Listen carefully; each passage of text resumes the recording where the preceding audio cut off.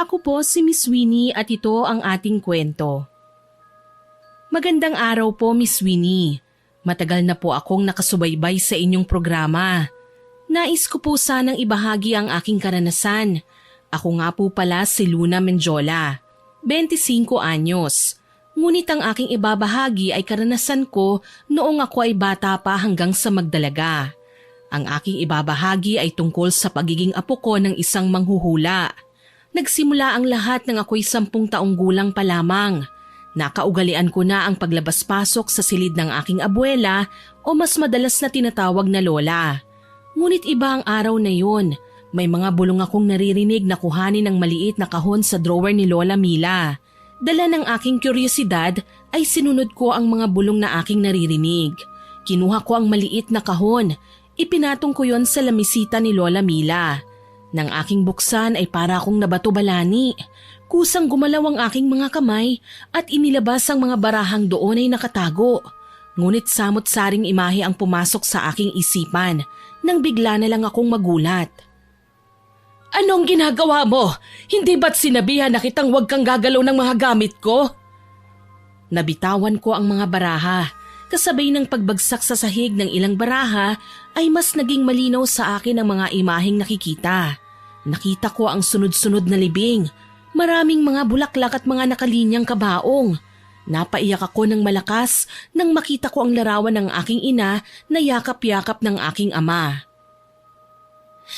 Lola, maraming mamamatay. Si Mami. Saan mo ba nakuhang ideyang yan? Ito ang tandaan mo, Luna. Hindi tama ang magsalita ng kapahamakan. Makapangyarihan ng dila, kagaya na lang ng ating mga mata. Totoo po ang sinasabi ko, Lola. Yun po ang nakikita kong imahe sa isipan ko. Hindi ito maaari. Ibigay mo sa akin ang barahang nasa iyong kamay. Hindi mo ito dapat na ginagalaw. Umiiyak pa rin ako nang iabot ko kay Lola Mila ang mga natirang baraha sa aking kamay. Nang makuha na niya sa akin yun, ay biglang namutla si Lola. Napaupo pa siya sa sahig. Hindi ko man lubusan batid ang dahilan nun ay nararamdaman ko ang takot mula sa aking abuela.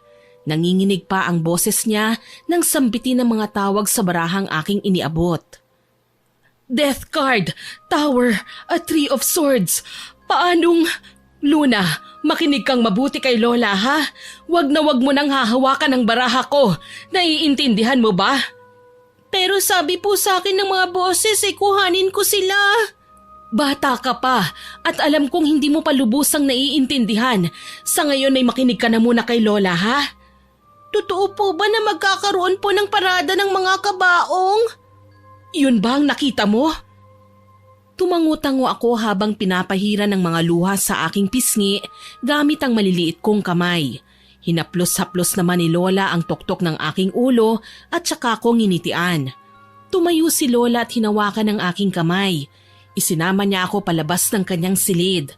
Ngunit bago pa man kami tuluyang makalabas ay nabulabog na ang aming bahay ng malakas na sigaw ni Tita Esme. Kasunod ng sigaw na yon ay ang sunod-sunod na kalabog. Binitiwan ako ni Lola at saka siya nagmamadaling tunguhin ang parte ng aming bahay na pinanggagalingan ng kalabog. Maliliit ang aking hakbang habang sumusunod kay Lola. Pero bago pa ako tuluyang makalapit sa gawing hagdan ay narinig ko na ang malakas na sigaw ni Lola. Laura! Hiner! Si Laura! Nalaglag sa hagdanan! Mama, tatawagin ko po si Kuya. Madali ka, Esme. Ipahanda mo na rin ang sasakyan. Mami? Luna, pumasok ka na muna sa iyong silid. Naririnig ko ang mga sinasabi ni Lola Mila. Ngunit tila may sariling buhay ang aking mga paa.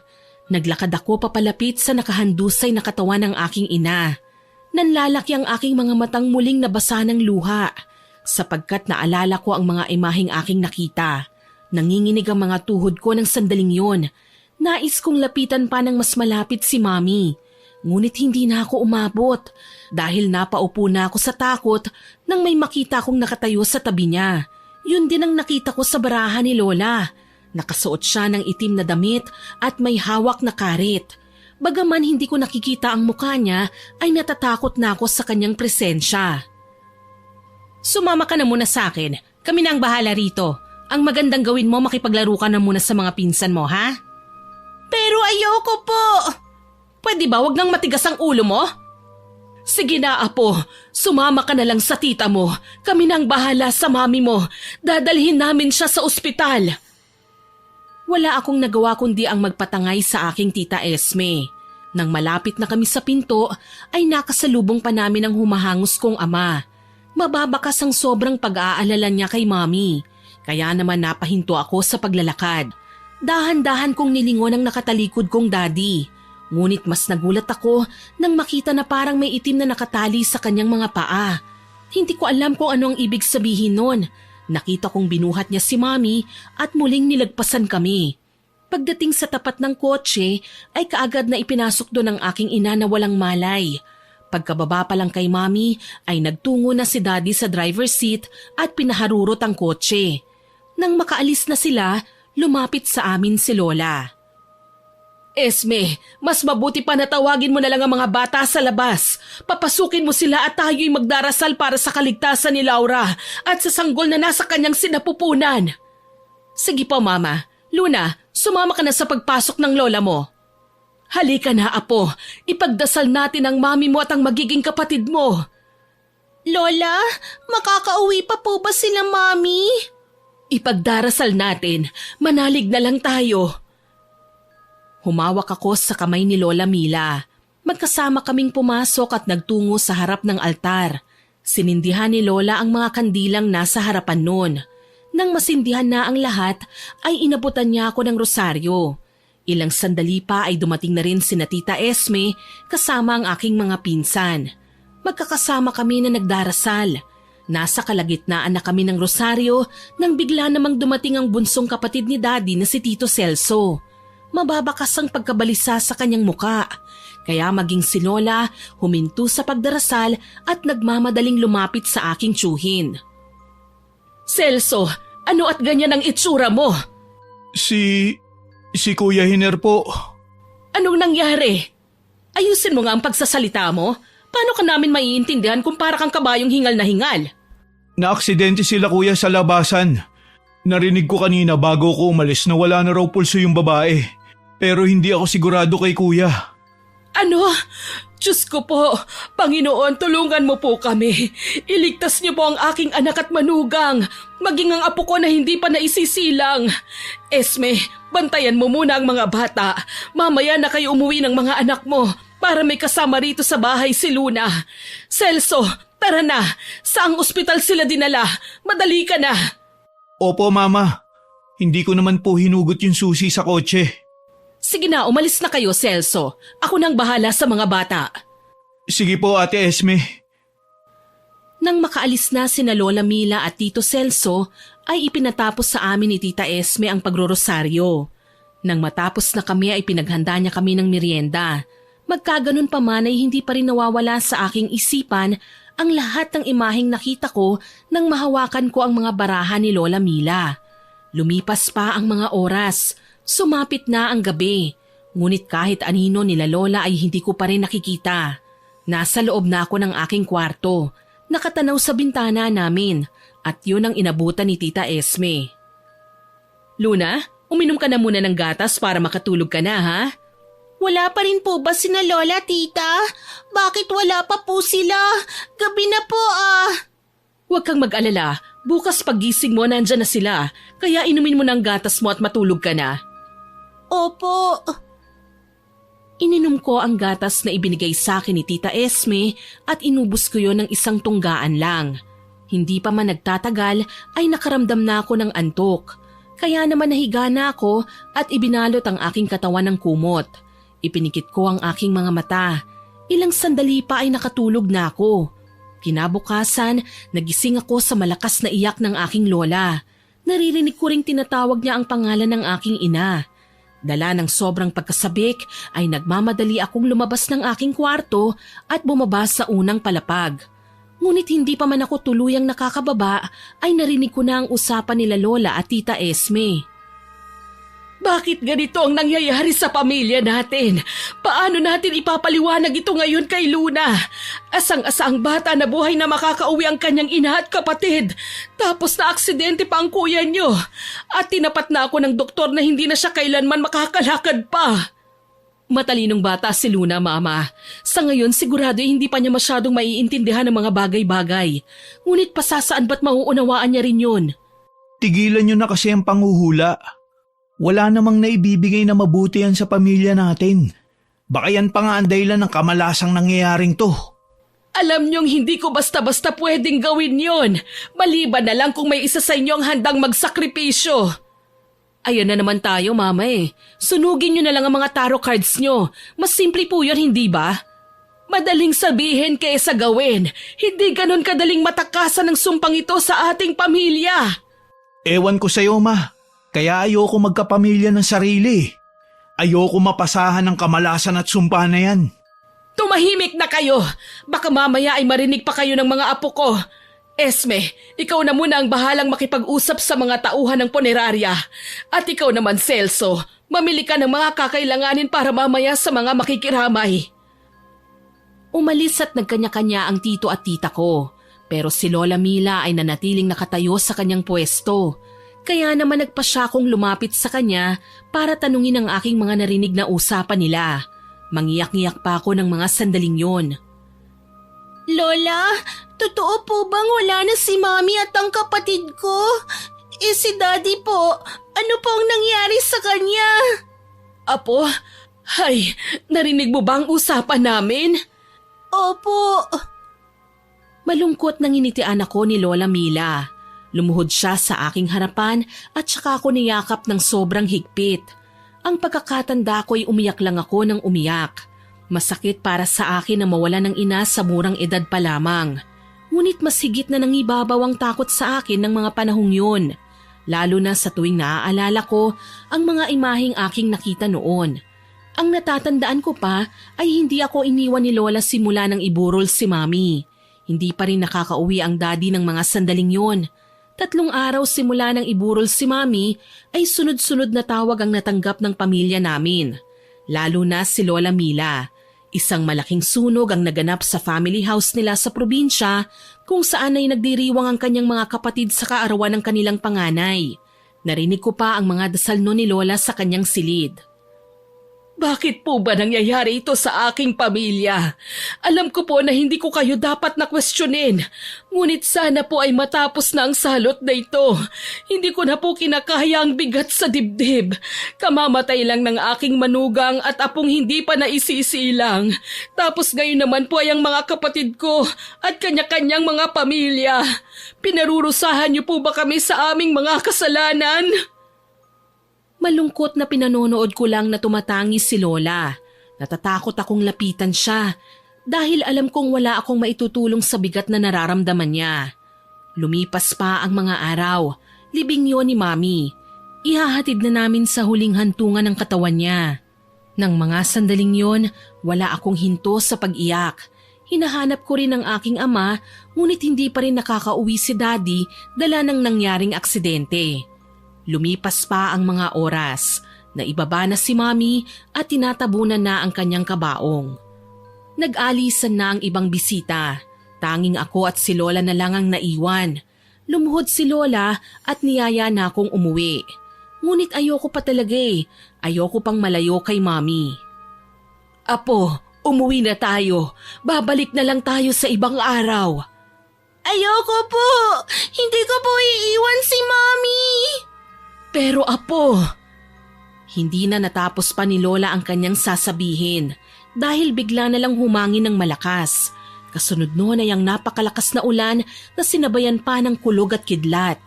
Takot na takot ako, lalo na nang makita ko ang pagtama ng kidlat malapit sa aming pwesto. Kaya kahit ayoko pang umuwi ay hindi na ako pumalag nang buhatin ako ni Lola at isakay sa kotseng nakaparada. Matapos ang pangyayaring yon ay naging malungkot na sa loob ng bahay, lalo na nang umuwi si Daddy.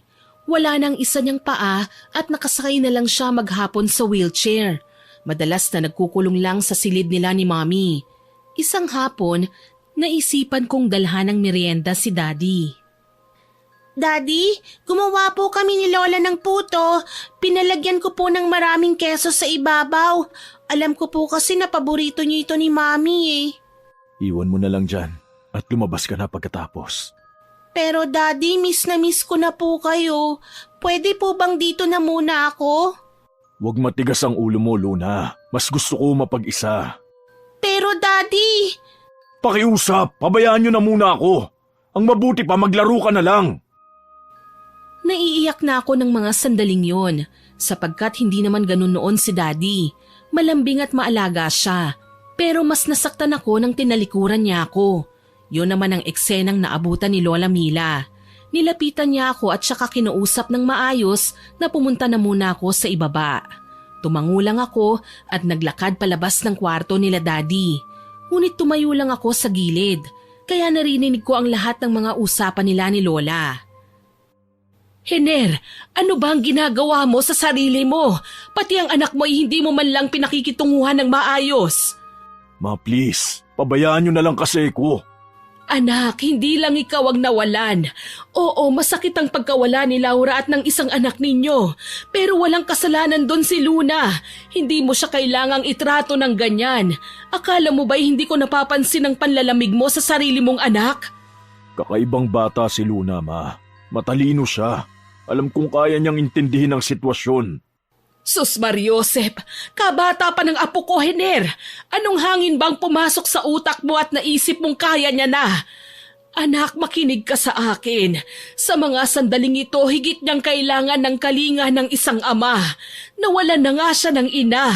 Hindi madali yon para sa bata. Huwag mo naman sanang iparamdam kay Luna ang mawala ng parehong magulang. Nang marinig ko ang mga yabag na papalapit sa aking pwesto, ay nagmamadaling umalis ako sa harap ng silid nila Daddy. Hindi pa man nagtatagal ay nakita ko nang lumabas si Lola. Malungkot na tinungo ko na lang ang aking silid. Sa totoo lang po, hindi ko talaga alam kung anong mararamdaman ko ng mga sandaling yun. Malaki ang naging epekto nun sa aking buhay. Simula ng araw na yon, hindi na ako lumalapit pa kay Daddy. Napansin yun ng aking abuela. Kaya naman kinausap niya ako.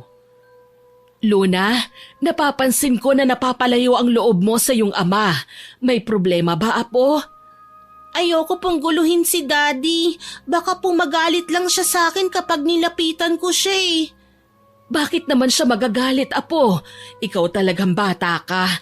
Kung ano-ano ang iniisip mo, ang mabuti pa maligo ka na at dadalaw tayo sa mami mo. Matamlay na tumalima ako sa sinabi ni Lola Mila. Naligo ako at nang matapos ay nagsuot ako ng isang bestidang kulay dilaw. Paborito yon ni Mami. Pagkatapos ay lumabas na ako at nagtungo sa aming sala. Nandun sina Lola at Daddy. Nakabihis na rin sila. Oh, nandito na palang anak mo, Hener. Halina kayo. Luna, ang ganda ng suot mo, anak. Salamat po. Regalo po ito noon sa akin ni Mami. Alam ko, binili namin niya noon sa mall. Pagkakita pa lang niya sa bestidang yan, talagang nagustuhan na niya. Maganda ang kulay. Bagay na bagay talaga sa apo ko ang kahit na anong damit. Oh, tara na. Magkakasama kaming tatlong nagtungo sa sementeryo. Si Lola Mila ang nagmaneho ng sasakyan. Sa kanyang tabi naman ay si Daddy.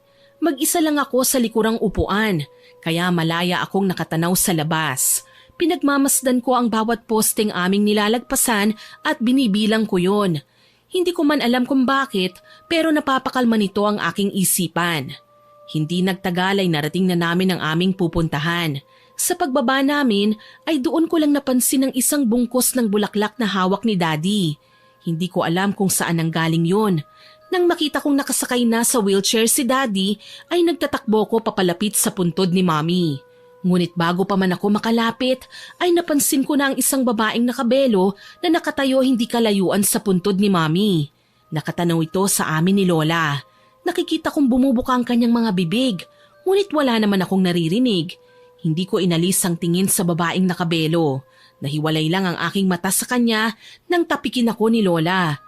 Hindi ko man lang namalayang nasa tabi ko na pala sila ni Daddy. Oh, apo, bakit ka huminto? May problema ba? Wala po. Napansin ko lang po kasi yung babaeng nakataklobang ulo eh. Pero nakita ko po na nakatingin siya sa atin. Babaeng nakataklobang ulo? Nakabelo ba? Opo. Pero wala namang ibang tao rito kundi tayo lang. Sigurado ka ba sa nakita mo? Saan mo ba siya banda nakita? Doon po. Itinuro ko kung saan ko nakita ang babaeng nakabelo. Ngunit laking gulat ko nang wala na ito sa lugar kung saan ko siya nakita. Nilingon ko sila ni Lola at sinabi ko na sigurado kung dun ko nakita ang babae. Ngunit nakita kong umiling si Daddy. Mababakas din sa mukha niya na hindi niya pinaniniwalaan ang aking mga sinabi. Habang si Lola naman halatang gulat na gulat. Nang mga sandaling yun, alam ko na tanging si Lola lang ang kakampi ko. Kaya yumuko na lang ako at kumapit sa kamay ni Lola Mila. Narinig ko pa ang kanyang buntong hininga.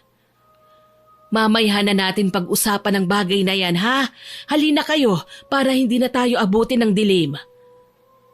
Magkakasama kaming lumapit sa puntod ni Mami. Sinabihan naman kami ni Lola na magdasal kami. Sumang-ayon na lang kami ni Daddy dahil likas na kay Lola ang pagiging madasalin. Ngunit hindi pa man kami tapos magdasal ay may kakaiba na akong nararamdaman sa aking katawan. Sa pagkakatanda ko ay nahihirapan akong huminga. Unti-unti na ring nanlalabo ang aking paningin. Sa nanlalabong mata ay nakita kong natataranta si Lola. Nakita kong bumubuka ang kanyang bibig, ngunit wala naman akong naririnig. Hanggang sa tuluyan ng mandilim ang aking paningin. Hindi ko alam kung gaano katagal na akong nawalan ng malay. Ang alam ko lang ay nagising na ako sa bahay. Narinig ko pa ang pagtatalo nila Daddy at Lola na nasa labas lang ng aking silid.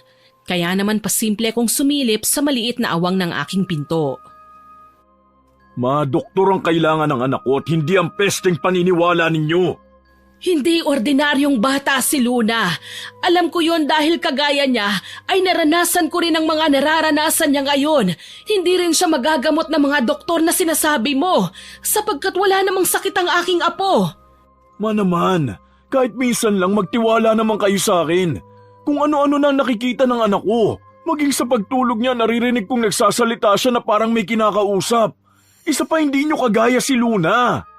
Huwag kang ambulag, Hener, dahil alam kong alam mo na may kakayahan ng anak mo na kagaya ng sa akin at sa ating mga ninuno. Regalo yun ng Diyos sa atin.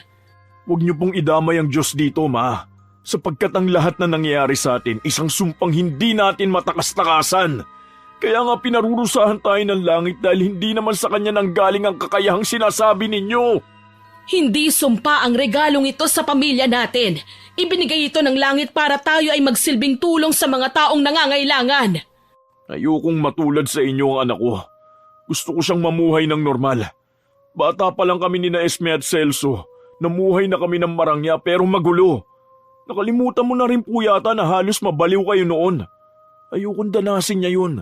Lalo na't hindi tanggap ng lipunan ng mga kagaya nyo. Kagaya naming ano? Mama?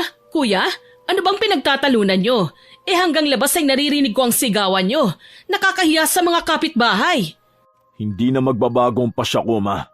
Ipapatingin ko sa doktor ang anak ko.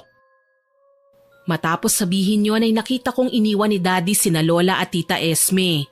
Kaya nagmamadali na akong bumalik sa aking higaan. Hindi pa man nagtatagal ay narinig ko na ang pag-ingit ng pinto. Kaya lumingon ako sa gawin ng pintuan. Nakita ko ang mabagal na pagpasok ni Lola Mila. Malungkot ang kanyang muka, naluluha rin ang kanyang mga mata. Ngunit nang makita niya akong gising ay pilit siyang ngumiti bago umupo sa gilid ng aking kama. Kumusta na ang pakiramdam mo, Apo? Nahihilo ka ba? May masakit ba sa'yo? Ayos na po ako, Lola Mila. Ano po bang nangyari? Bigla ka na lang kasing nangisay nung nasa sementeryo tayo. Sa aming palagay nasa loob ang lagnat mo. Huwag ka nang mag-alala, Apo, ha? Ipagagamot ka namin. Okay po. Simula ng araw na yon ay napapadalas na ang punta ng mga doktor sa aming bahay para tignan ako. Wala naman silang nakitang diferensya sa aking kalusugan. Ngunit makulit si Daddy. Lagi niyang sinasabi na hindi ako maayos. Kaya naman madalas din silang mag-away ni Lola. Lumipas pa ang mga taon. Sa aking pagkakatanda ay nasa high school na ako noon. Pag-uwi ko galing paaralan ay inabutan kong nagwawala si Tita Esme at sinisigaw-sigawan si Lola. Kaya naman hindi na ako nagdalawang isip pa na pumagitna sa kanila. Pero hindi sinasadyang naitulak ko si Tita Esme. Kung kaya napaupo siya sa sahig. Yun ang naging dahilan para mas lalong magalit ang tita ko. Peste ka talagang bata ka! Bastos! Sorry po Tita Esme, hindi ko po sinasadya. Malas ka talaga eh. Alam mo ba, simula nang isilang ka, panay kamalasan ang nararanasan ng pamilyang ito? Salot ka talaga! Tumigil ka! Walang kinalaman si Luna sa mga nangyayari. Esme, hindi ko kayo pinalaki ng mga kapatid mo para lang maging bastos. Malas ang batang yan, kaya hindi na ako magtataka kung pati kayo ni Kuya ay mamatay na lang ng dahil sa sumpang bitbit niya. Naiiyak na ako ng mga sandaling yun. Hindi ko inakalang sa tagal na nakakasama ko si Tita Esme at sa magandang pakikitungo niya ay may galit pa siya sa akin. May sasabihin pa sana ako sa tita ko nang bigla na lang siyang sampalin ni Lola Mila. Pero nagulat ako nang tumawa pa siya at dinuro-duro kami ni Lola. Kita mo na Mama, nagawa mo akong saktan dahil dyan sa apo mong malas. Itong tandaan nyo, hindi ko hahayaang gumandang buhay ni Luna habang ang mga anak ko nasa ilalim na ng lupa. Hindi kita maintindihan, Esme. Paanong isinisisi mo sa iyong pamangkin ang aksidenteng nangyari sa iyong bahay? Walang ginagawang masama si Luna. Ang utak mo ang masama. Oo, masakit na namatayan ka ng mga anak. Pero bakit si Luna ang sinisisi mo? Kung meron mang dapat na sisihin ay walang iba kung hindi ikaw. Pabaya kang ina. Iniwanan mo ang mga bata ng walang bantay. Tapos naghahanap ka ng masisisi. Bakit? Totoo naman pong sinasabi ko Si Luna ang nagdala ng salot at trahedya sa ating pamilya. Una, ang sarili niyang ina at kapatid. Pangalawa, ang pagkalumpo ng sarili niyang ama. Pangatlo, ang buong pamilya niyo. Mga kapatid at mga pamangkin. At ngayon naman ang mga anak ko. Sino ang susunod? Ako? Si Celso? O baka kayo na, Mama? Hihintayin niyo pa bang umabot sa ganon? Manahimik ka! Aksidente ang mga nangyari at hindi yun dahil sa aking apo! Magkaganon pa man ay hindi pa rin huminto si Tita Esme. Patuloy pa rin niyang isinisisi sa akin ang lahat ng nangyari. Muli ay tumaas ang kamay ni Lola Mila at binigyan siya ng isang malakas na sampal sa kanang pisngi. Itinulak ni Tita Esme ang lola ko. Kaagad na namang hinawakan ng kanyang kamay. Ngunit dumulas yun, kaya bumagsak si Lola sa sahig na marmol. Nataranta ako at sumigaw habang umiiyak. Lola, tulong! Tulungan niyo kami! Tita Esme, tulungan niyo po ako! Dalhin po natin sa ospital si Lola! Mama? Hindi! Anong ginawa ko? Hindi ito maaari! Kailangan kong umalis! Hindi ako dapat maabutan nila Kuya Hiner dito! Tita Esme, saan po kayo pupunta? Huwag niyo po kaming pabayaan! Si Lola Mila po! Ngunit parang walang narinig ang tita ko. Nagmamadali siyang umalis. Rinig na rinig ko pa ang pagharurot ng kanyang sasakyan. Nanghihina ako. Walang magawa. Takot na takot ako sa kalagayan ni Lola. Kaya naman iniwanan ko siya at nagtatakbo ako palabas ng aming bahay. Doon ako nagsisigaw ng tulong. Hindi naman ako nabigo sapagkat may ilang kapitbahay ang nakarinig sa aking panawagan. Tinulungan nila akong tumawag ng ambulansya. May isa pa kaming kapitbahay na pirming tinitignan ng pulso ni Lola habang hinihintay ang ambulansya. Simula ng araw na yun ay lagi nang nagkakasakit si Lola. Kahit na gumaling na siya sa pinsalang natamo ng pagkakatulak ni Tita Esme ay isa-isa namang nagsulputan ng kanyang sakit. Unti-unti na ring nagkukulay puti ang kanyang mga mata na animoy nababalot ng sapot ng gagamba. Tanging pandinig na lamang ang malakas kay Lola Mila. Kaya hindi na rin siya nakakapanghula pa. Tinanong ko siya tungkol doon nang magkaroon ako ng pagkakataon. Nang minsang ako ang nakatokang magbantay at mag-alaga sa kanya. Lola Mila, bakit po hindi ka na tumatanggap ng mga pumupuntang kliyente sa inyo? Mahina na ako. Hindi na kaya ng katawan ko ang dati kong ginagawa. Nakakapagod din po bang panghuhula? Oo, Apo, sapagkat kakailanganin ng enerhiyang galing sa akin para makita ko ang sinasabi ng baraha. Bukod pa ron ay malabo ng aking mga mata. may ipakita man ang baraha sa akin ay malabo na ang aking naaaninag. Kagaya po ng nangyari sa akin noon, ibig po bang sabihin ay pwede ko ring gawin ang ginagawa niyo? Huwag mong hilingin ang ganong bagay, Apo. Mahirap at ayokong magsisi ka sa huli. Kaya nagpasya na ako na tapusin ang ating lumang nakaugalian.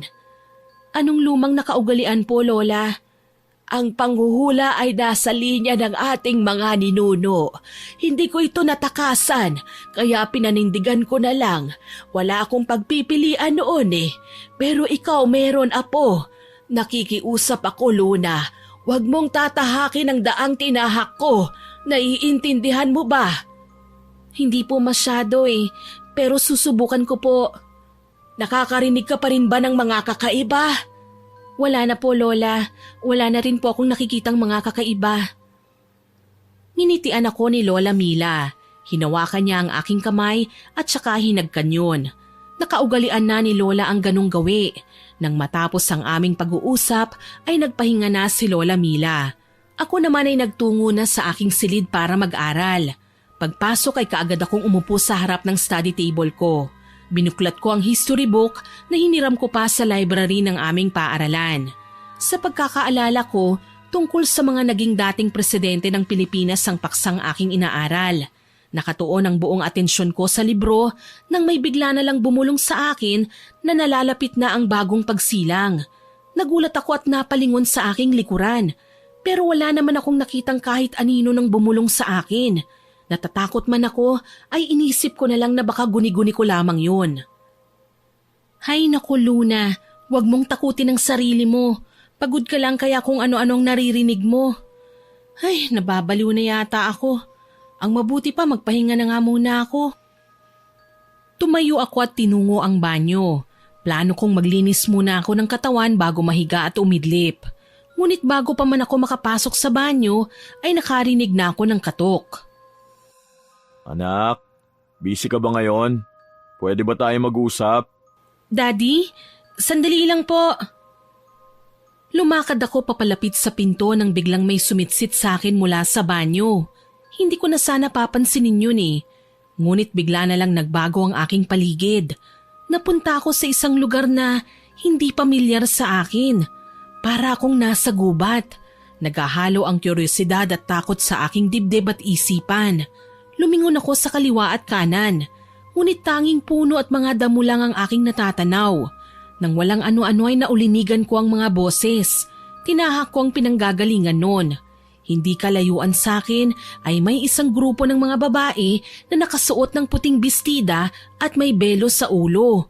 Para silang nagdarasal. Ang kaibahan nga lang ay isang bato ang kanilang sinasamba. Aalis na sana ako nang hindi sinasadyang makatapak ako ng tuyong dahon. Sabay-sabay na lumingon sa akin ang mga babae. Nanlilisik ang kanilang mga mata. Naging bato ko sa aking kinatatayuan. Nanuyot ang aking lalamunan. Hindi ko alam kung anong aking gagawin ng mga sandaling yun.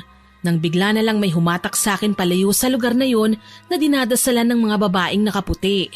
Sinubukan kong aninagin ang kanyang muka. Pero tanging liwanag lang ang aking nakikita. Nakakasilaw na liwanag. At habang lumalayo kami ay parang naririnig ko si Daddy na tinatawag ako. Nag-aalala ang tono ng boses niya. Maging ang nangihinang boses ni Lola ay naririnig ko. Luna, anak! Gumising ka! Luna! Celso! Tawagin mo si Esme! Sabihin mo may emergency! Ano bang nangyayari at sigaw ka ng sigaw? Ma, si Luna, mukhang nagsisimula na magising ang kanyang kakayahang makapaglakbay sa ibang lugar. Hindi pwede mangyari to, Ma. Ayokong maranasan niya ang hirap. Ayokong matroma siya. Kumalma ka, Hiner. Hindi siya pababayaan ng kanyang gabay. Gagawan ko ng paraan. Matapos sabihin niyo ni Lola, ay bigla na lang akong nakaramdam ng puwersang humihigop sa akin. Napapikit ako at nagdasal. Nagmulat lang ako ng aking mga mata nang makaramdam ako ng pananakit ng aking leeg. Pero nagulat ako nang makita ko ang mukha ng aking ama na puno ng pag-aalala. Nasa gilid naman niya si Lola Mila na nakahawak pa sa study table ko. Doon ko lang napagtantong nakatulog pala ako habang nag-aaral. At sa aking palagay, nangawit lang ang aking leeg sa paraan ng pagkakayuko ko sa mesa. Aray ko po, ang sakit ng leeg ko. Daddy, Lola Mila, ano pong ginagawa niyo sa kwarto ko?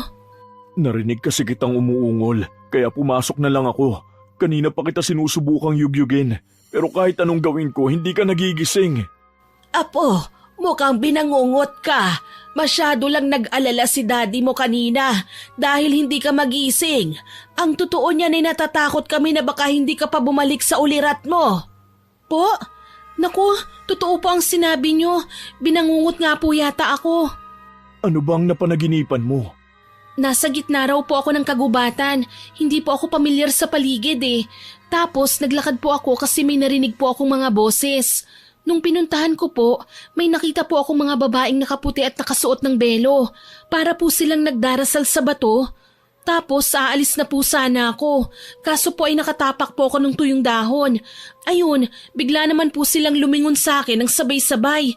Natakot po ako kaya hindi ako nakagalaw. Tapos biglang may babaeng dumating. Nakaputi rin po siya pero hindi ko naaaninag ang mukha niya kasi parang nagliliwanag eh. Hinila po niya ako palayo sa lugar na yon hanggang sa para po akong hinihigop ng hangin at nagising na po ako. Ganon ba? Ma, senyalis na po ba ito? Senyalis po na ano? Wala, apo. Ang mabuti pa ay lalabas na kami ng daddy mo. Magpahinga ka na muna. Halika na, Hiner. Ihatid mo na ako sa kwarto ko. Opo, ma.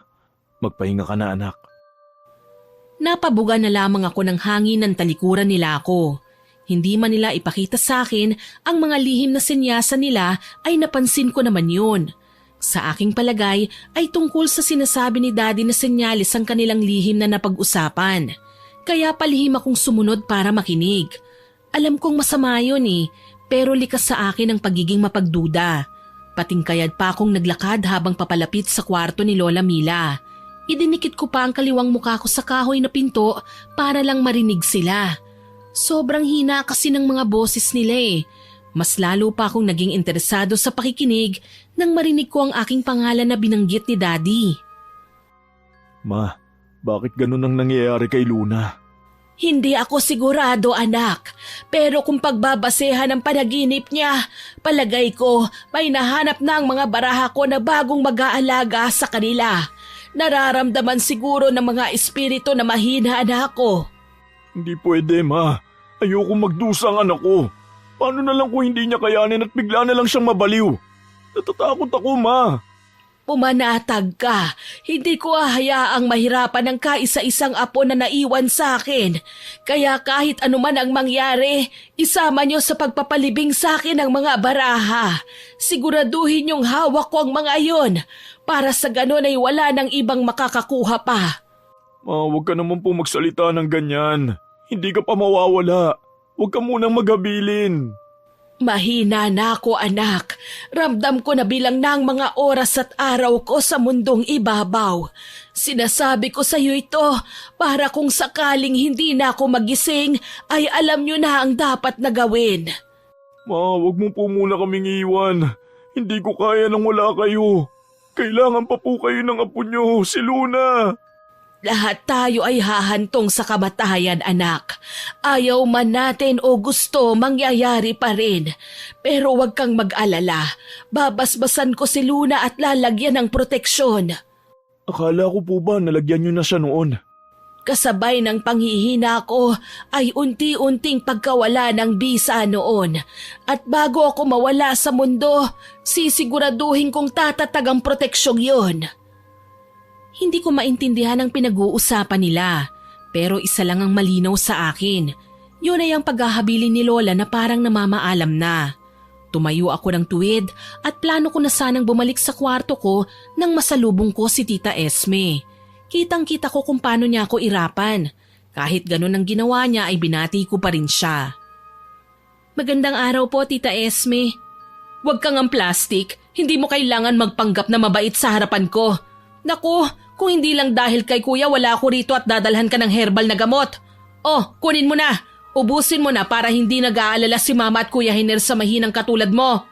Para po saan ang gamot? Bakit ba ang dami mong tanong? Inumin mo na lang. Nakakainis. Okay, fine. Pampalakas ng katawan yan. Sabi kasi ni kuya kailangan mo. Pero kung ako lang ang tatanungin, mukhang okay ka naman at hindi mahina. Alam ko sa aking sarili na hanggang ngayon ay ako pa rin ang sinisisi ni Tita Esme sa pagkamatay ng mga anak niya. Kaya kinuha ko na lang ang iniabot niya sa akin bago nagpaalam na babalik na ako sa kwarto ko. Muli ay inirapan niya ako bago tinalikuran. Napapailing na lang ako sa inasta niya. Napakasama ng ugali. Sa kanilang magkakapatid, namumukod tanging siya lang ang tinitignan ko bilang malas at sumpa sa pamilya. Kung hindi lang siguro siya kapatid ng daddy ko, lagi ko siyang kukontrahin eh. Nang pumasok yon sa isip ko, bigla ko nalang tinungga ang gamot na galing sa kanya. Napangiwi ako ng malasahang mapait yon at malapot. Ano ba ito? Nilalaso naman yata ako ni Tita Esme. Pero imposible, paniguradong takot siyang gawin yon, lalo na't alam niyang siya lang ang nag-iisang pinagdala ng gamot ni daddy. Iwinaksi ko na ang naiisip ko at nagmamadaling pumasok ako sa kwarto ko. Dumiretso ako sa banyo at walang humpay na nagmumog para maalis ang mapaklang lasa na nadikit sa dila ko. Lumipas pa ang mga araw, napapadalas na ang napapanaginipan ko na babaeng nakaputi. Ngunit hindi ko pa rin nakikita ang mukha niya. Habang si Lola Mila ay unti-unti na ring nangihina. Hindi na rin niya kayang tumayo at maglakad. Kaya sa amin na tumira si Tita Esme na siyang nag-aalaga kay Lola. Isang gabi na bumaba ako at nagpunta sa kusina para kumuha ng maiinom ay nakita ko si Tita Esme na nakaupo lang sa komedor. Blanko ang kanyang mga mata at parang malalim ang iniisip. Nang mga sandaling yon, hindi ko muna inisip ang kasungitan niya sa akin. Nilapitan ko siya at kinumusta. Tinanong ko rin kung ayos lang ba siya. Tita Esme, kumusta po? Mukhang ang lalim po ng iniisip niyo ah. Ayos lang po ba kayo? Tumingin sa akin si Tita Esme, pero hindi siya umimik. Nagtataka naman ako, kaya inulit ko ang sinabi ko. Ngunit nabigla ako nang hampasin niya ng malakas ang lamesang kahoy. Tinitigan niya ako ng matalim. Kitang-kita ko rin ang panggigigil niya. Tita, kung ayaw niyo po akong kausap ay aalis na ako. Mamamatay ka! Matapos sabihin niyo ni Tita Esme ay bigla na lang siyang tumayo at umakmang sasaktan ako. Kaya naman dali-dali akong tumayo at lumayo sa kanya. Ngunit sa bawat paghakbang ko palayo ay siyang hakbang naman niya papalapit. Kinikilabutan ako sa pagngisi niya sa akin. Natatakot ako. Kaya naman nagmamadali nang tumalikod sa kanya. Ngunit pagharap ko sa likod ay muntik naman na akong matumba. Nasa likuran ko pala si Daddy at si Tita Esme. Nanginginig at humihingal ako sa sobrang kaba. Naisip ko kung paanong posibleng nasa likuran ko lang sila Tita Esme kung nasa harapan ko lang siya kani-kanina lang. Halos segundo lang ang paghiwalay ko ng tingin sa kanya. Paanong nandyan ka po, Tita Esme? Kasama ko siya, anak. Kagagaling lang namin sa silid ni Mama. Ayos ka lang ba, anak? Bakit parang nakakita ka ng multo? Si Tita Esme po. Kanina ikausap ko lang siya eh. Paano nangyaring magkasama po kayo? Ikinuwento ko sa kanila ang mga naganap bago sila dumating. Pero baka sa mga mukha nila na hindi nila pinaniniwalaan ang mga sinasabi ko. Hindi ko rin naman sila masisisi. Imposible naman talaga na nasa magkaibang lugar siya sa iisang oras lang. Nababaliw ka na ba? Paano mangyayari ang sinasabi mo? Kanina pa kami magkasama ng daddy mo. Kuya, sa palagay ko, kailangan na nating ipatingin sa espesyalista ang anak mo. Kung ano-ano na ang nakikita eh. Hindi po ako nababaliw.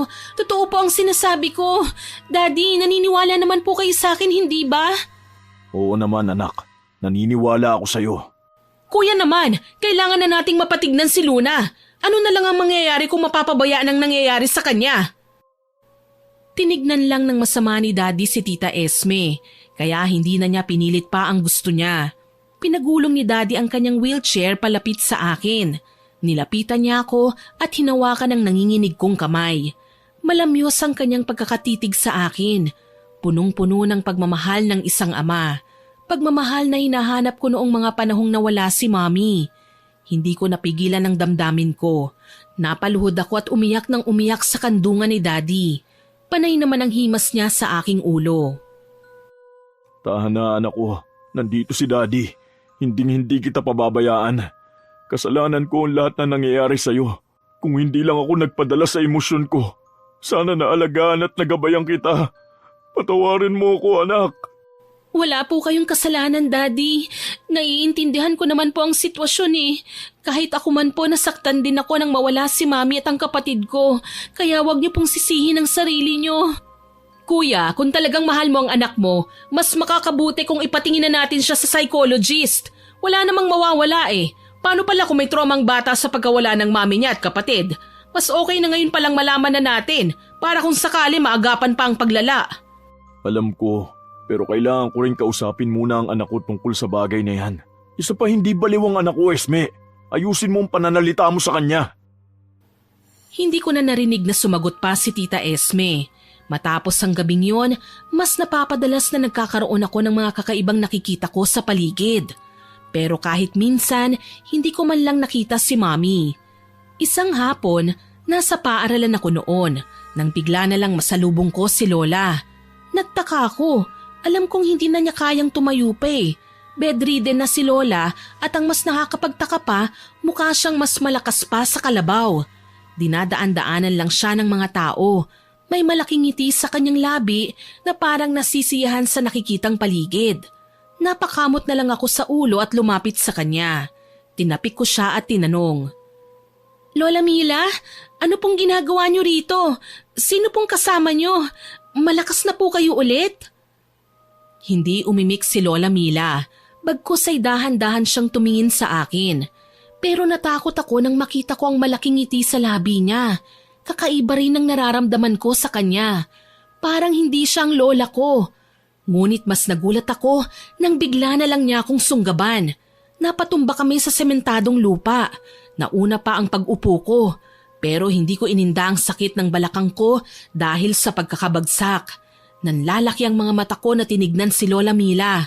Pero para akong binuhusan ng malamig na tubig nang makitang hindi si Lola ang nasa harapan ko, kundi ang isa sa mga babaeng nakabelo na napapanaginipan ko. Dala ng sobrang takot ay nagsisisigaw ako. Huwag kang lalapit! Layuan mo ako! Tulong! Tulungan niyo po ako! Saklolo! May ilang estudyante ang nakita ko sa gilid ng aking mga mata ang huminto sa paglalakad at natuon ang atensyon sa akin. Pero kahit isa sa kanila ay walang nagtangkang lumapit, may iba pa na nagbubulungan. Napatakip naman ako sa tenga ko, parang nag-e-echo ang lahat ng mga pinagbubulungan nila. Sumasakit na ang aking ulo. Hindi ko na malaman kung saan ba nanggagaling ang hindi pamilyar na boses na naririnig ko ng mga sandaling yon. Hindi ko na namalayang nawalan na pala ako ng malay. Hindi ko alam kung ilang oras na gano'n ang sitwasyon ko. Ang alam ko lang, nang idilat ko ang mga mata ko, ay nakita ko ang nag-aalalang mukha ni Daddy. Nilibot ko ang paningin ko sa kabuuan ng kwartong kinalalagyan ko. Panay puti. Naaamoy ko rin ang matapang na amoy ng disinfectant. Anak, kumusta na ang pakiramdam mo? Ano po ang nangyari? Anong ginagawa ko rito? Tinawagan kami ng school nyo. Nagsisigaw ka daw bago nawala ng malay. Ano ba nangyari? May nakikita ka na naman ba? Ikinuwento ko kay Daddy ang nangyari sa akin sa paaralan. Malakas na napabuntong hininga siya nang marinig ang mga sinabi ko. Kasunod nun ay ang pagtunog ng Nokia 3210 na siyang gamit na cellphone ng Daddy ko. Anak, sandali lang ah. Sasagutin ko lang ang tawag. Opo. Gamit ang kamay ay pinagulong ni Daddy ang gulong ng wheelchair palayo sa akin. Nang nasa bandang bintana na siya, sinagot niya ang tawag. Nagkakandahaba naman ang leeg ko para malaman kung sino ang tumawag kay Daddy. Pero walang namutawing salita mula sa bibig niya. Nangunot ang noo ko. Kitang-kita ko ang pagbabago ng ekspresyon ng mukha niya. Kung sino man ang kausap ni Daddy, sigurado akong may sinabi itong nakakagulat. Bakas kasi yun sa mukha niya eh. Tatanungin ko na sana si Daddy nang bigla na lang niyang mabitiwan ang kanyang cellphone. Bumagsak yun sa sahig. Ngunit tila walang pakialam doon ang ama ko. Tatanungin ko na sana siya nang bigla na lang siyang umiyak. Mama! Ma, bakit ngayon pa? Ano pong nangyari kay Lola Mila, Daddy? Sino po bang tumawag? Ang lola mo, wala na siya anak. Tumawag ang tita Esme mo. Paiinumin niya raw sana ng gamot ang mama. Pero kahit anong gising niya, hindi na sumasagot o gumagalaw man lang. Kaya ipinatawag niya ang kaibigan niyang doktor. Doon nakumpirmang wala nang ang buhay si mama. Ang pakiramdam ko ng mga sandaling yon ay maikukumpara sa isang taong naipit sa gitna ng gera. Kahit gustuhin ko mang umiyak, ay walang luhang lumalabas sa mga mata ko. Basta ang alam ko lang ay huminto ang pag-ikot ng mundo ko. Sa pagkawala ni Lola, naramdaman ko ang kakaibang bigat na hindi ko naramdaman nang makita ko ang katawan ni Mami na nakahandusay sa sahig. Lumipas pa ang mga araw at nakalabas na ako ng ospital. Pagdating pa lang sa bahay, sinalubong na ako ng masasakit na salita mula kay Tita Esme. Kasabay noon ay ang malakas na pagsampal niya sa akin. Sampal na hindi ko alam ang dahilan. Basta ang alam ko lang ay galit na naman siya sa akin. Malas ka talagang babae ka! Bakit ba kasi nabuhay ka pa eh? Halika rito! Tita Esme, tama na po. Nasasaktan po ako. Wala naman po akong ginawang masama. Ngunit kahit anong sabihin ko ay parang nabingi na si Tita Esme. Galit na hinila niya ako palapit sa nakaburol kong lola. Nang marating namin ang harap ng kabaong ay halos ingudgod niya ako sa salamin noon. Panay lang ang iyak ko at pagmamakaawa. Yon ang eksenang inabutan ni Daddy at Tito Celso. Malakas na sumigaw si Daddy. Ikaw ang dapat na nandyan at hindi si Mama! Peste ka talaga sa buhay namin! Panay na lang kamalasan ng dala mo! Esme, bitiwan mo anak ko. Anong karapatan mong ganyanin si Luna? Nakakalimutan mo yata ang posisyon mo rito sa pamamahay ko. Ate Esme, tama na. Wala namang kasalanan ng pamangkin natin. Talagang mahina na ang mama. Matanda na rin siya. Hindi siya matutuwang makita na ganyan ang ginagawa mo sa nag-iisang apo niya. Sige, pagtulungan niyo na naman ako. Magsama-sama kayo! Hinila ni Tita Esme ang buhok ko at pabigla akong itinulak sa sahig. Tumama ang tuhod ko sa marmol, kaya hindi ko napigilan ng umiyak at dumaing. Kasunod noon ay ang pag-alis ni Tita Esme. Nagmamadali namang lumapit sa akin si Tito Celso. Inalalayan niya akong tumayo. Sa kanyang gilid naman ay ang nag-aalalang daddy ko. Sa pagtayo ko ay para akong batang umiiyak na yumakap kay daddy. Panay naman siya hingi ng tawad sa akin dahil hindi niya raw ako maprotektahan. Lumipas pa ang mga araw pero hindi kailanman nagpakita sa bahay si Tita Esme. Maging sa libing ni Lola ay hindi siya nagpunta. Ilang beses na sinubukan siyang tawagan ni Tito Celso pero lagi niyang pinapatay ang tawag eh. Simula ng araw na yon, mas naging malungkot na ang bahay. Ngunit kasabay nun ay ang pambubulabog ng mga kakaibang nilalang sa akin. Ang natatandaan ko, lagi ko silang naririnig at nakikita kung saan saang parte ng bahay. Lalo na sa tapat ng pinto ng kwarto ni Lola. May minsan pa na hinabol ako ng isang babaeng nakaputi na nakasuot din ng belo. Panay ang sigaw at iyak ko noon papunta kay Daddy. Nasalubong ko pa si Tito Celso at mahigpit akong hinawakan sa magkabila kong balikat. Daddy! Daddy, tulungan niyo po ako! May humahabol sa akin! Luna, ano nangyayari sa'yo? Anong humahabol? Wala ka namang kasama rito sa taas. Babae! Nakaputi! Nakabelo! Ha? Ano? Anong babae? Nakaputi at belo? Saan? Wala naman ah. Ayos ka lang ba? Hindi ka ba nananaginip? Totoo po ang sinasabi ko.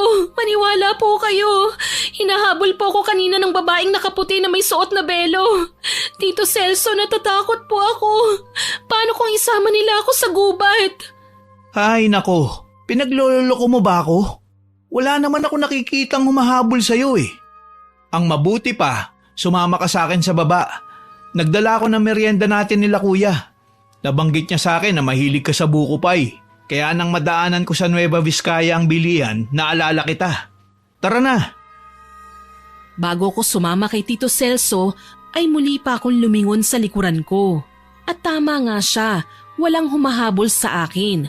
Wala na ang babaeng nakaputing belo. Halos araw-araw ganun ang nangyayari.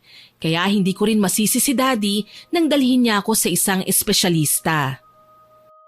Anak, Alam kong hindi ka baliw. Pero baka tama si Tita Esme mo sa sinabi niya noon. Baka nga na-trauma ka sa nangyari kay mami mo. Kaya sana hindi ka magalit sa desisyon ko.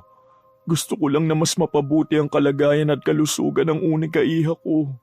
Naiintindihan ko po, Daddy. Baka nga po tama kayo. Hindi na po maganda ang mga nakikita ko eh. Mas lalo pa ang takot na nararamdaman ko. Gusto ko na rin po silang maalis sa isipan ko eh. Sa palagay ko po ay gawa ng hallucination ito.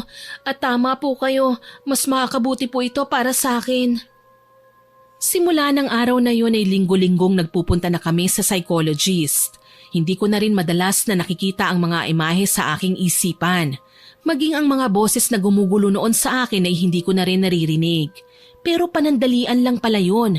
Nang minsang bumisita kami sa abogado ni Lola para sana ayusin ang paglalahad at paghahati-hati ng ari-arian na naiwan ni Lola Mila, ay nakita ko na naman ang babaeng nakaputing may suot na belo. Daddy, nandito na naman siya. Ha? Sino anak? Yung babaeng nakabelo. Wala namang nakabelo rito anak. Nainom mo ba ang gamot mo? Po, hindi ko po maalala. Dala mo ba? Sandali po, titignan ko. Hinalungkat ko ang bag na dala ko. Hindi naman nagtagal ay nakita ko ang boteng naglalaman ng gamot ko. Kaagad na kumuha ko ng isang tableta at ininom yun. Napapikit pa ako at paulit-ulit na bumuntong hininga. Napadilat na lang ako nang marinig ko si Daddy. Mabuti naman at nakapunta ka, Esme. Ang tagal na natenga si attorney dahil sa kaartehan mo. Anong pakialam ko kay attorney? Ang mahalaga sa akin ay ang makuha ko ang dapat na sa akin. Hindi ko maintindihan kung bakit ang laki ng ipinagbago mo. Hindi naman mahalaga sa iyo noon ng tungkol sa mana. Mag-isa na lang ako sa buhay. Namatay na ang asawa at mga anak ko. Ano ba sa tingin mo kuyang nararapat sa akin? Hindi ba ako pwedeng maging masaya? Kahit bago man lang ako kapitan ng kamalasan ni Luna. Tumigil ka! Hindi malas ang anak ko! Tayo ang gumagawa ng sarili nating kapalaran. Tayo ang namimili ng kahihinat na natin. Kaya wag mo isisi sa anak ko ang mga maling desisyon mo. Kuya Hiner, Ate Esme, tama na. Pwede ba kahit sandali lang wag kayong magtalo? Sigurado naman ako na pantay-pantay ang iniwan ni Mama para sa atin. Wala ni isa sa atin ang lamang. Nakita ko ang pag-irap ni Tita Esme sa amin ni Daddy bago siya pumunta sa upuang malayo sa amin. Hindi naman nagtagal ay dumating na si attorney. Kaagad na binasa ng matandang abogado ang last will and testament ni Lola. Ngunit habang binabasa yun ng abogado ay nagulat kaming lahat. Ang mga ari-ariang pinaghahati-hatian lang ng mga magkakapatid ay ang lupa namin sa Nueva Ecija. At lahat ng ibang naipundar ni Lola Mila ay sa akin niya ibinigay. Bagay na hindi matanggap ni Tita Esme. Kaya kinwestiyon niya ang abogado. Pero matatag ang abogado at hindi nagpasindak sa galit ni Tita. Pinanindigan niya ang mga binasa niya na siyang nakalagay sa iniwang habilin ni Lola Mila. Paanong napunta halos lahat kay Luna? Apo lang siya, kami ang anak. Ate Esme, kung yun lang talaga ang iniwan ni Lola sa atin ay tanggapin na lang natin. Tutal kaya na naman natin ang ating mga sarili. May kanya-kanya na naman tayong pinagkakakitaan. Nasasabi mo lang yan kasi tanga ka at uto-uto. Probinsyano talagang ugali mo eh. Bakit? Sapat na bang kinikita ng palayan mo? Igalang na lang natin ang desisyon ni Mama. Nasasabi mo lang yan dahil anak mo ang magmamana ng halos lahat. Nagpapalit-palit ang tingin ko sa magkakapatid. Hindi ko masyadong maintindihan ang kanilang mga sinasabi. Nahihilo na ako, nanlalabo ang paningin ko. Hanggang sa parang bigla na lang lumindol at bumagsak ako. Unti-unti ring dumidilim ang paningin ko. Ang alam ko lang, bago pa man pumikit ang mga mata ko, ay nag-aalalang tumayo si Tito Celso at malalaki ang hakbang na nilapitan ako. Hindi ko na alam kung ano na ang nangyari pagkatapos mandilim ang paningin ko. Pero naririnig ko pa rin ang malabong boses nila Daddy. Celso, ihanda mo sa sasakyan. Ilagay mo si Luna sa kandungan ko para mabitbit ko siya. Esme, tulungan mo akong paandarin ng wheelchair. Madali kayo! Opo, Kuya Hiner. At anong kinalaman ko dyan? Bahala kayo! Ate Esme naman, nahimatay na nga ang pamangkin natin eh. Mabuti nga sa kanya. Hanggang dun lang ang narinig kong usapan nila. Isa pa ay natakpan ng kanilang mga boses ng tinig ni Lola Mila. Hindi ko alam kung totoo o hindi, pero bawat salita niya ay tumatatak sa akin. Apo, Huwag kayong magpalinlang. Malapit nang lumabas ang katotohanan. Maging handa ka. Hindi magiging madali ang kahaharapin niyong laban. Pero huwag kang mag-alala. Poprotektahan kita. Mahal. Lola? Lola Mila! Hindi ko alam kung totoong narinig ko si Lola Mila. Ang alam ko lang ay bigla siyang sumigaw ng malakas. Humihingal na dinilat ko ang mga mata ko. Doon ko lang nalaman na nasa ospital na naman pala ako. Bagamat nanlalabo na ang paningin ko, ay hindi pa rin mabura sa isipan ko ang nangyari kanina. Ang boses ni Lola Mila, ang kanyang pagsigaw. Batid kong panaginip lang ang lahat. Pero naguguluhan ako sa sinabi niyang katotohanan. Katotohanan? Saan? Ay, bakit ganun? Kahit panaginip lang ang lahat ay para pa ring totoo. Ano ba talagang pinararating ni Lola Mila? Nasa ganoong pag-iisip ako nang may marinig akong boses na hindi pamilyar.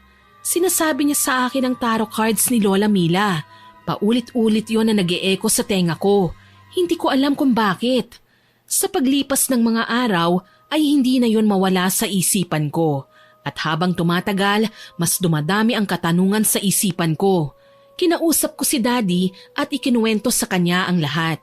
Kaya naman nang makalabas ako ng ospital ay nag-usap kami ng masinsinan. Anak, panaginip lang yun. Walang ibig sabihin. Pero Daddy... Hindi lahat ng naririnig mo ay totoo. Lilipas din yan. Ang mabuti pa, magpahinga ka na muna. Bukas na bukas, babalik tayo sa espesyalista. Matapos sabihin niyo ni Daddy, ay muli ko na namang narinig ang boses. Sinasabi niya sa akin na kailangan ko ang tulong ng tarot cards para malaman ang katotohanan. Kaya kinulit ko si Daddy. Hindi nga pwede, anak. Nagbili noon ng lola mo na isama sa kanya mga baraha. Ayaw niya na gamitin mo yun. Pero paano po kung yun ang makakatulong at makakasagot sa mga katanungan ko? Paano po kung gumaling ako at mawala ng hallucination sa isipan ko? Kakausapin ko na muna ang tito at tita mo tungkol sa gusto mo. Ngumiti ako kay Daddy at nagpasalamat.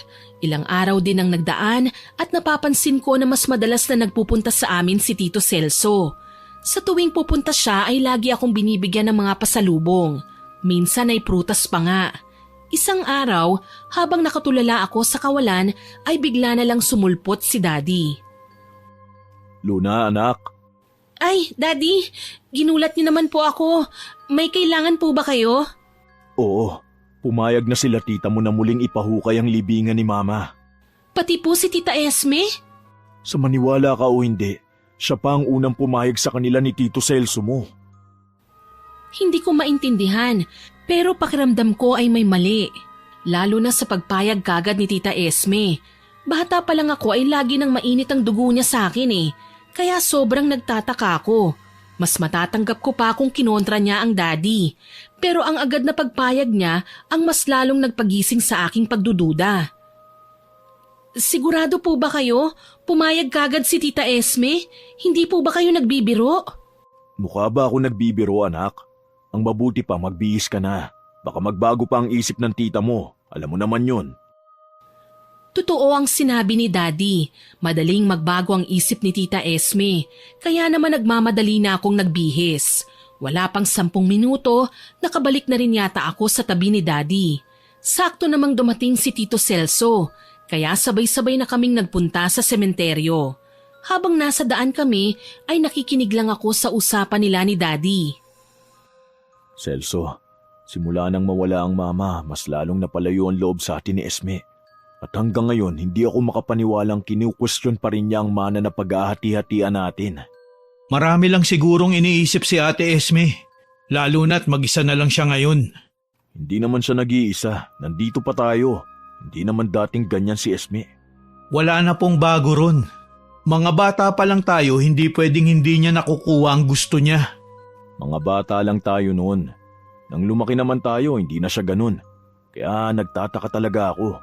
Isa pa, malaki ang tiwala ko na nag-mature na siya. Lahat po nagbabago. Hindi ko man po masabi kung bakit. Pero yun ang totoo. Ilang sandali pa ay narating na namin ang aming patutunguhan. Nandun na rin si Tita Esme na nakakross pa ang mga braso, nakataas ang kilay at nakasimangot. Nang makita niya kami ay lumapit siya kina Daddy at mataray na sinita ang mga kapatid na lalaki. Bakit ang tagal nyo? Kanina pa ako nandito. Akala ko naman ay mauuna pa kayo. Mas malapit lang ang pinanggalingan mo. Tama na yan. Ang mabuti pa, magdasal na muna tayo at humingi ng tawad sa pagpapahukay kay Mama. Sa'yo pa talaga nang galing yan? Anak mo ang may gusto nito, hindi ba? Kung tutuusin nga ay wala naman kaming mapapala ni Celso sa pagkuha ng tarot cards ni Mama. O mas tama sigurong sabihin na tanggap na siguro ng anak mo ang kamalasang taglay niya. Kaya yayakapin na lang niya ang sumpang yan sa pamilya natin. Ang galing! Luna, the chosen one! Huwag mo naman nang simulan, Esme. Lagi na lang anak ko nakikita mo eh. Tama na. Simulan na natin ang pakay natin dito. Ayokong abutin ng dilim sa sementeryo. Duwag ka talaga! Wala nang umimik kila Daddy. Kitang-kita ko pa ang pag-iling niya bago lapitan ang mga naguhukay sa kabaong ni Lola. Kaagad namang nagsimula ang dalawang tagahukay. Wala pang kalahating oras, inilabas na nila ang kabaong ni Lola na buo pa rin at wala pang sira. Nang maiakyat na mula sa hukay na yon ay pinalayo kami ng bahagya. Ilang sandali pa, binuksan na nila ang kabaong ni Lola Mila. Nagulat kaming lahat nang makitang buo pa rin si Lola. Wala ring mabahong amoy na nanggagaling sa bangkay niya. Kung hindi nga lang namin alam na ilang buwan na siyang patay, iisipin namin kamamatay lang niya. Wala rin kaming nakitang kahit isang uod na kumakain sa katawang lupa niya. Hinagod ko ng tingin ang bangkay ni Lola Mila. Parang natutulog lang siya. Naiiyak pa akong lumapit sa kanya. Ngunit nang makalapit ako, ay doon ko lang napansin na kailangan ko pala ang nasa kamay ni Lola Mila. Sinubukan ko sanang kunin yon nang biglang magsalita si Tita Esme.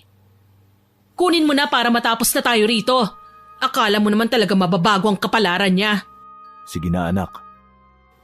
Bumuntong hininga na muna ako bago sinubukang kunin yon sa kamay ni Lola Mila. Ngunit napakahigpit ng pagkakahawak niya sa mga baraha.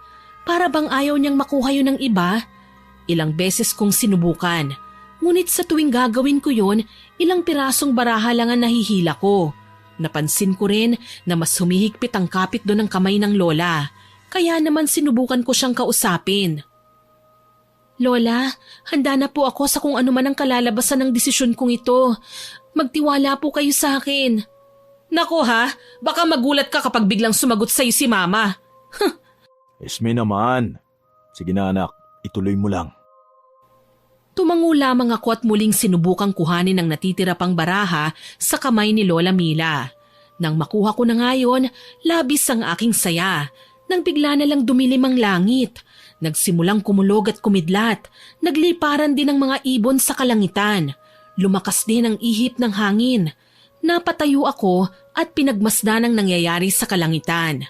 Nasa ganoong senaryo ko nang biglang magyaya si Tita Esme na umuwi na kami. Okay na, magsiuwi na tayo. Baka abutan pa tayo ng malakas na ulan eh. Celso, sa bahay ka na muna matulog. Mamayang madaling araw ka nilang bumalik sa Nueva Vizcaya. Sige, Ate Esme. Bakit hindi na lang tayo sa bahay? Total, ihahatid pa naman kami ni Celso. Mas maganda nga, para may bonding din tayong magkakapatid. Fine, whatever. Luna anak, halika na. Umuwi na tayo. Opo. Magkakasama kaming umuwi sa bahay. Pagdating doon ay kaagad akong pumasok sa kwarto ko. Kakaiba kasi ang bigat na nararamdaman ko eh. Kaya nagpahinga na muna ako. Hindi na ako nagbihis. Basta na lang akong humiga sa kama ko at natulog. Pero kakaibang napanaginipan ko. Nasa loob daw ako ng isang sasakyan.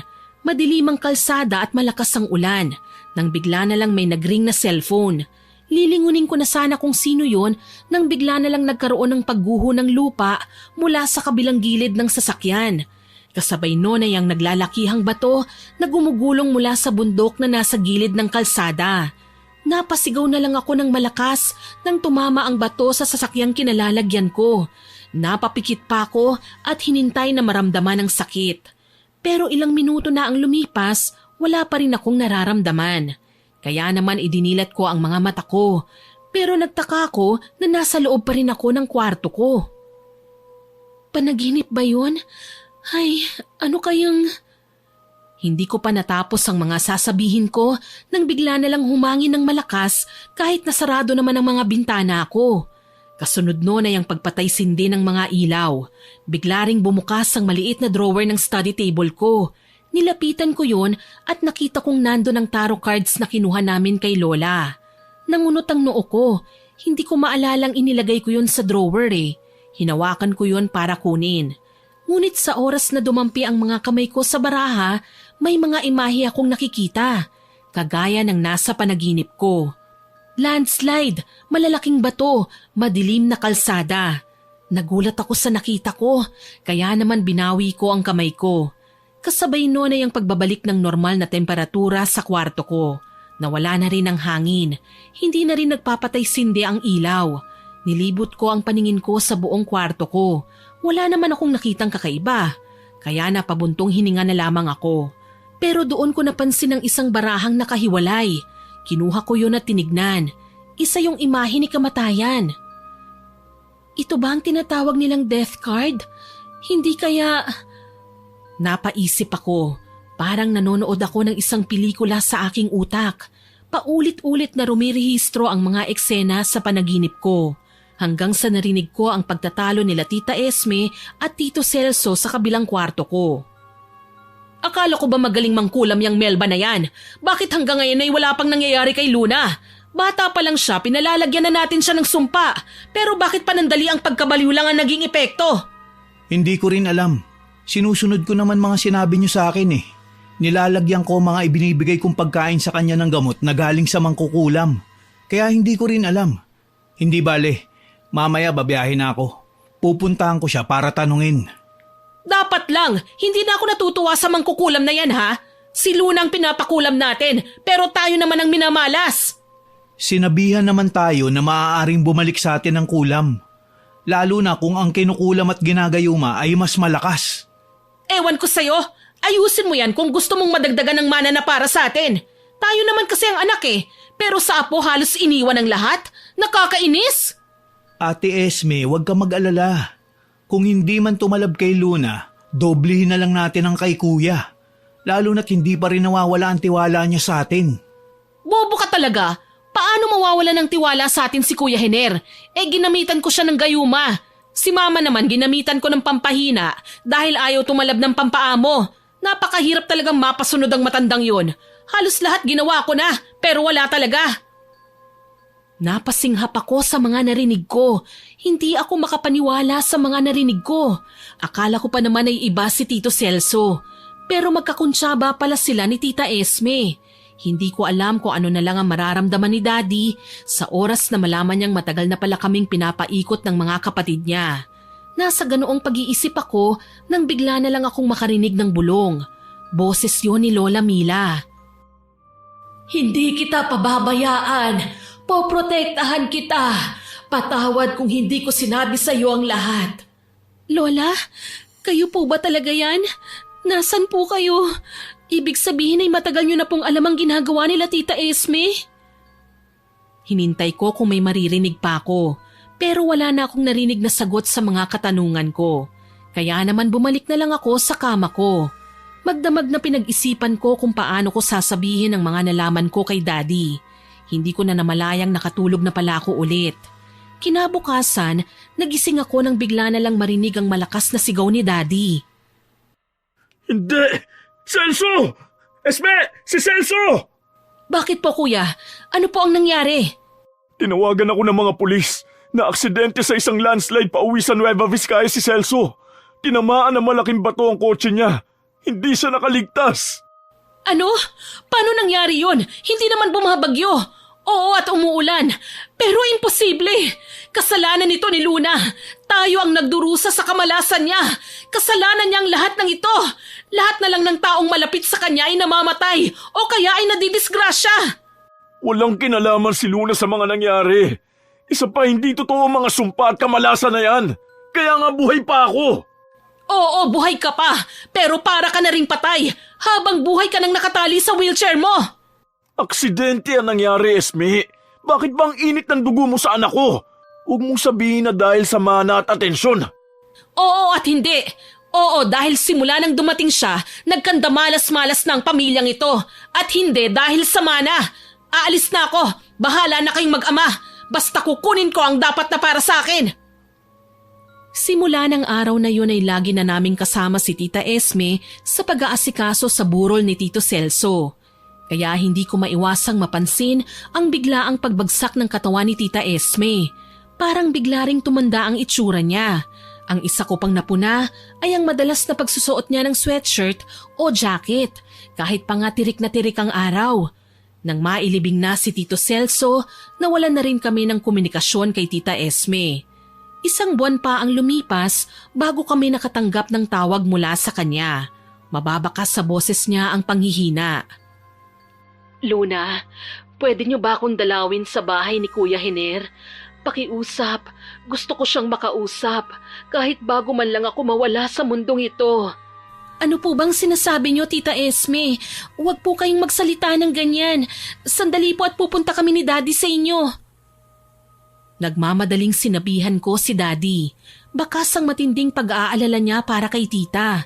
Kaya inutusan niya akong tawagin ang kapitbahay namin para ipagmaneho kami papunta sa subdivision na tinitirhan ni Tita Esme. Nagtatakbo ako at tinawag kagad si Manong Romel. Pumayag naman ang matandang lalaki. Pagbalik namin sa bahay, kaagad na tinulungan naming makasakay si Daddy sa kotse.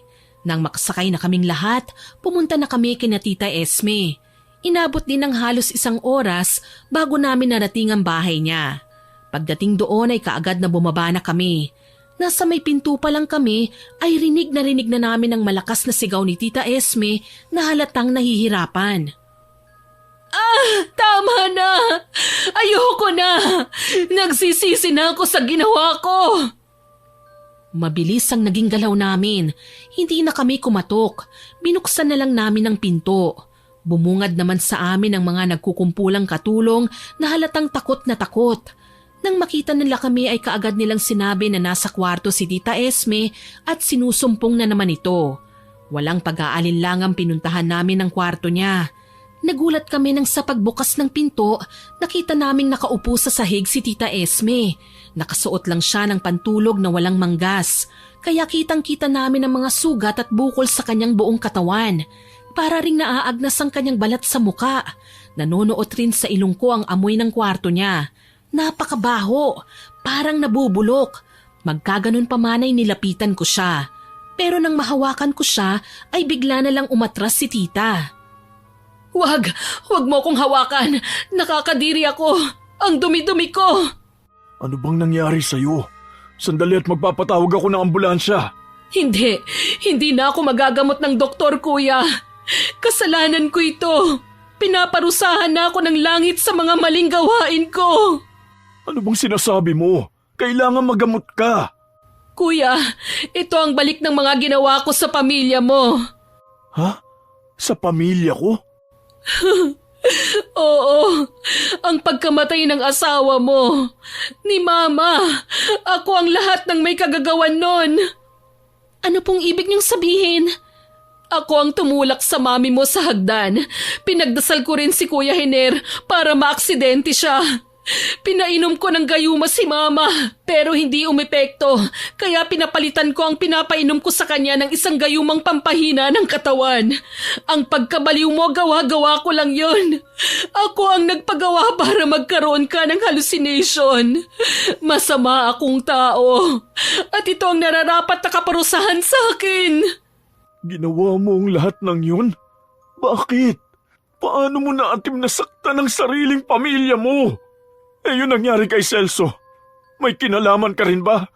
Wala po, kuya. Karma yon sa lahat ng plano ni Celso. Pareho naming gusto ang mas malaking mana. Kaya hindi namin matanggap na si Luna ang makakakuha ng lahat na inaasam namin. Sinubukan pa sana naming paggawa ng bagong gayuma si Luna para mas mabaliw siya. Pero naaksidente si Celso. Kitang-kita ko ang pagkadismaya ni Daddy sa mga kapatid niya. Pero masaya na rin ako dahil umamin na si Tita Esme sa mga pagkakamali niya.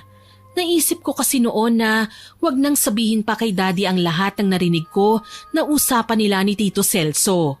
Alam ko pong masakit para kay Daddy ang kanyang mga narinig. kaya hinawakan ko ang kamay niya at ninitian. Mukhang naintindihan naman niya ang ibig kong sabihin. Walang kapatawaran ang ginawa mo. Pero kapatid kita, iisang dugo ang nananalaytay sa atin. Kaya patatawarin kita kahit na hindi mo yun hingin. Pero may pabor lang akong hihilingin. Pabor? Anong pabor, kuya? Tulungan mo ang sarili mo. Hayaan mong gabayan ka namin sa paghahanap sa makakagamot sa'yo. Kuya, Luna, patawarin mo ang tita mo ha. Kung magkakaroon ako ng pagkakataon ay babawi ako sa'yo. Papalitan ko ng masayang alaala ang bangungot na ibinigay ko sa'yo. Hihintayin ko po yan, Tita Esme. Ginamit ni Daddy ang kanyang koneksyon para makahanap ng albularyo. Kaya sa loob lang ng 1 linggo, may nakita at nakilala na kami. Ilang buwan din ang naging gamutan nila ni Tita Esme. Ngunit sa awa ng Diyos ay gumaling siya. Para siyang naging isang bagong Tita Esme. Mas mabait, maalaga at mapagmahal. Simula nang gumaling si Tita Esme ay para akong nagkaroon ng mother figure. Nag-therapy na rin si Daddy. Kaya kahit papaano ay nakakatayo na siya. Sa tulong nga lang ng tungkod. Miss Winnie, sa ngayon po ay isa akong online na manghuhula. Bukod sa pagpapost ng mga general readings, ay tumatanggap din ako ng mga kliyente. Bukod sa panghuhula ay nagtitinda rin po ako online ng mga pangontra o ang tinatawag nilang evil eye. Hanggang dito na lamang po. Maraming salamat po sa paglalaan ng oras sa istorya ko. Kahit pa nga hindi po ito masyadong nakakatakot, sana po ay may napulot na aral ang mga tagapakinig. Salamat po ulit, Miss Winnie. God bless you po. Ang inyong loyal na taga-subaybay, Luna. Sana po ay nagustuhan niyo ang aking ibinahaging kwento. Pero bago ko po tapusin ito, hindi makukumpleto ito nang walang shoutout sa masusugid nating listeners. Shoutout po kay Darwin Domingo, kay Mausel TV, kay Len TV, kay Mochi na nagsabing lagi daw po niyang pinakikinggan ng stories natin. Salamat po, ma'am. Hello din po kay Mirna Alfaro na nag-comment sa Kinarmang Matrona upload. Ang sabi po niya, ang ganda raw po ng boses ko, sing ganda ng mga stories natin. Naku, salamat po ma'am sa papuri nyo. Nakakataba po yan ng puso. Shoutout din po kay Elisa Saicon, kay Leonida Sequinia, kay Machil Pineda, kay Rochelle at Domenico Vena from California. Hello po sa inyo dyan. New subscriber po natin si Ma'am Rochelle. Thanks po ma'am. Hello din po kay Cheryl Fueren, kay Annabella Gabas, kay JV Esteves, kay Gladys Ann Sulit, pati na rin kina Carlo, Cara and Ann. Happy listening po sa inyo dyan. Shoutout din po kay Josephine De Peñosa, kay Jenilyn Oruga, pati na rin kina Molly Agunat at Gracie Nicole Agunat. Hello din po kay Jovil Monsales Official, pati na rin po sa Pipito Family from Trece Martires at sa Oakwood Squad from Kawit, Cavite. Hello po sa inyong lahat dyan. Shoutout din po kay Theron G. Ilagan, kay Ma'am Elizabeth Maramot, hello po sa inyo, kay Marie Chris Clemente, hello din po kay Akimi Kimi, kay Ella Diaz, kay Yusra April, kay Irene Flores, kay Maribel Balabag, kay Nicole Cornelio at kay Lucy San Jose. Maraming salamat po sa lahat ng nakinig at nagkomento. Abangan pa rin po ninyo sana ang mga susunod nating upload ha. At huwag kalilimutang mag-subscribe, like, share and comment sa kwento natin. Para po mabilis nyong makita kung may bago tayong upload, pindutin nyo lang po ang notification bell para mabilis nyo itong makikita. Aasahan ko pa rin po ang inyong suporta ha. Muli, ako po si Miss Winnie na nagpapasalamat sa inyong walang sawang pakikinig.